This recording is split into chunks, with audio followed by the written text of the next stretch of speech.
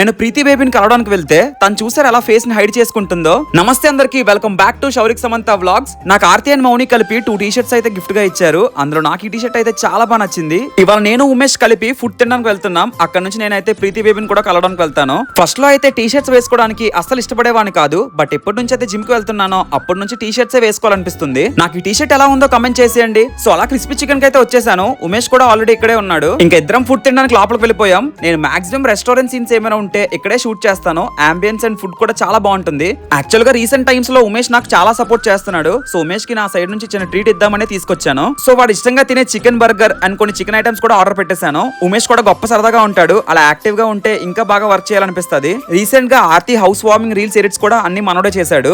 మనకు సపోర్ట్ చేస్తున్న వాళ్ళ కోసం నేనైతే ఎంత వరకైనా స్టాండ్ తీసుకుంటాను. సో అలా అక్కడ అయిపోయిన తర్వాత నేనైతే ప్రీతి దగ్గరికి స్టార్ట్ అయిపోయాను. అలా వెళ్తున్న దారిలో బీచ్ రోడ్ లో పండగ అవుతుంది. సో లైటింగ్స్ తో రోడ్ మొత్తం కలకలలాడిపోతుంది. అండ్ ఫైనల్ గా నేనైతే ప్రీతిని మీట్ అయ్యాను. వీడియోస్ లో చాలా యాక్టివ్ గా ఉంటది, బట్ కెమెరా ఆన్ చేయగానే తన ఫేస్ ని మాత్రం హైడ్ చేసుకుంటుంది. ఎందుకని అడిగితే సిగ్గంట.